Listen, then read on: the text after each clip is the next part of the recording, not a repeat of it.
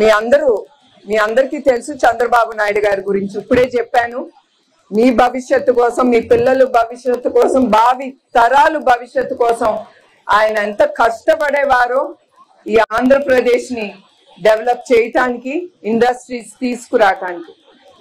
చాలా ఇండస్ట్రీస్ ఆయన తీసుకొచ్చారు. కియా మోటార్స్ కానీ, ఫాక్స్కాన్ కానీ, ఐటీ కంపెనీ రంగాలు చాలా తీసుకొచ్చారు. అట్లానే ఈ రంగాల్లో మీ అందరికీ స్కిల్ ఉండాలి అని స్కిల్ డెవలప్మెంట్ సెంటర్ అనేది తీసుకొచ్చారు. ఆ స్కిల్ డెవలప్మెంట్ ద్వారా ఇప్పటికి ఎంతమంది అయ్యారో అప్పుడు 2 లక్షల మందికి స్కిల్ డెవలప్ చేశారు ఆ డెవలప్మెంట్ సెంటర్ ద్వారా. దాంట్లో 80,000 మందికి ఉద్యోగాలు లభించింది. అట్లాంటి స్కిల్ డెవలప్మెంట్ లో ఏదో చంద్రబాబు నాయుడు గారు 3,000 కోట్లు తిన్నారన్నారు. తర్వాత దాన్ని 327 చేశారు. దాని తర్వాత 27 కోట్లు అంటారు. అవసరమా ఆయనకి 27 కోట్లు? మీ డబ్బు ఆయనకు కానీ ఆయన కుటుంబానికి అవసరం లేదు. ఇప్పటికి కూడా వాళ్ళు ఈ ప్రభుత్వం నిరూపించలేకపోతున్నారు ఏమి కరప్షన్ ఆయన చేశారని. తర్వాత ఈయన్ని 53 రోజులు జైల్లో ఉంచినప్పుడు అప్పుడు నన్ను పిలిచి ఆయన ఒకటే అన్నారు, నా గురించి బాధపడి చనిపోయిన నా బిడ్డలకి నువ్వు ప్రతి ఇంటికి వెళ్ళి వాళ్ళని కలిసి భరోసా ఇవ్వాలి, నువ్వు మేము ఉన్నామని, మనం ఉన్నాం వాళ్ళ కోసం అని. అది నేను ముందుకు తీసుకెళ్దామని ఈ నిజం గెలవాలని ప్రోగ్రాం నేను మొదలు పెట్టాను. కానీ ఆ 53 రోజులు నేను బాధపడింది ఒక్క చంద్రబాబు నాయుడు గారి గురించి కాదు, ప్రజలు ఎస్పెషలీ మహిళలు ఎంత ధైర్యం చేసి మీరందరూ ఈ ప్రభుత్వాన్ని ఎదుర్కొన్నారు. వాళ్ళు చేసే అరాచకాలు మీరందరూ భరించారు. వాళ్ళు మహిళలు అని చూడకుండా కూడా రోడ్డు మీద ఈడ్చుకెళ్ళి పోలీస్ వ్యాన్ ఎక్కించి పోలీస్ స్టేషన్ తిప్పి, అది కూడా మహిళల్ని పోలీస్ స్టేషన్ లో 10 గంటల కంటే కూడా ఎక్కువ ఉంచకూడదు.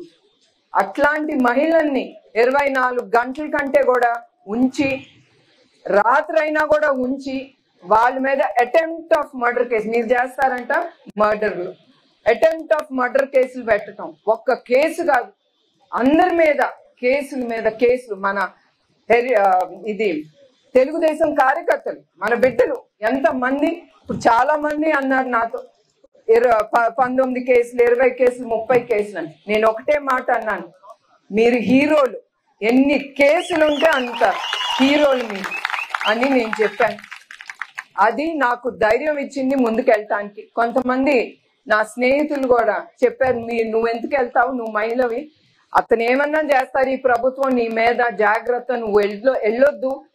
ఏదో మీ ఆయన బయటకు వచ్చేసారు కదా, వాళ్ళందరినీ పిలిచి క్లస్టర్ గా ఫామ్ చేసి వాళ్ళందరికీ చెక్కులు ఇచ్చాయి. కానీ నా మనసు ఒప్పుకోలేదు.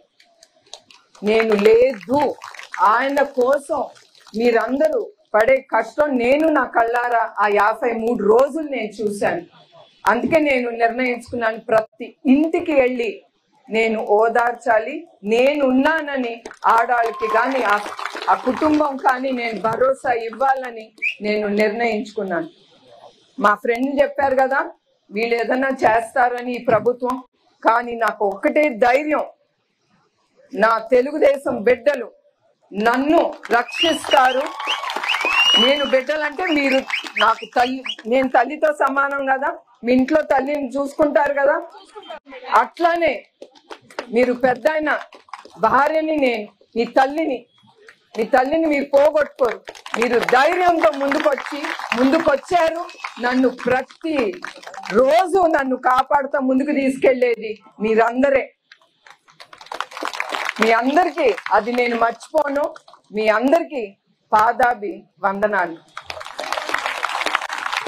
అట్లానే లోకేష్ కూడా ఇప్పుడే చెప్పారు అనురాధ గారు, నేను లోకేష్ ని వెళ్ళొద్దన్నాను ఒక తల్లిగా, వెళ్ళొద్దు, వీళ్ళు ఏమన్నా చేస్తారు, నేను అటాక్ చేస్తారు, ఏదన్నా చేస్తారు, వీళ్ళకి ఏం ఉండదు అన్నాను. అన్నప్పుడు ఆయన లోకేష్ ఒకటే చెప్పారు, అమ్మా నేను ఇంట్లో కూర్చున్నా వాళ్ళు ఏమన్నా చేయగలరు, నేను వెళ్తాను, నేను వెళ్ళి మన తెలుగుదేశం పార్టీకి నాకు ఇప్పుడు అవసరం, నేను వెళ్తాను, వాళ్ళే ఉన్నారు నాకు అని. ఇప్పుడు మిమ్మల్ని అందరినీ చూస్తే నేను ఒకటే అనుకున్నాను, సరే అతని ఇష్టం అని. ఆ నిర్ణయం కరెక్ట్ అని ఇప్పుడు తెలుస్తుంది. ఇప్పుడు మన ఇంట్లో నుంచి చాలా మంది ఇళ్ళ నుంచి సైనికుడు వెళ్తాడు కదండి మన దేశాన్ని కాపాడటానికి. అట్లానే నేను అనుకున్నాను, నా బిడ్డ వెళ్ళని మన తెలుగుదేశం బిడ్డలు కానీ ఆంధ్రప్రదేశ్కి అతను అవసరం, అతను కాపాడుతాడు ఆంధ్రప్రదేశ్ని. ఎట్లా నాకు మా ఆయన మీద నమ్మకం, అట్లానే మా అబ్బాయి మీద కూడా నాకు అంత నమ్మకం, అతను తప్పకుండా మిమ్మల్ని అందరినీ ముందుకు తీసుకెళ్తాడని.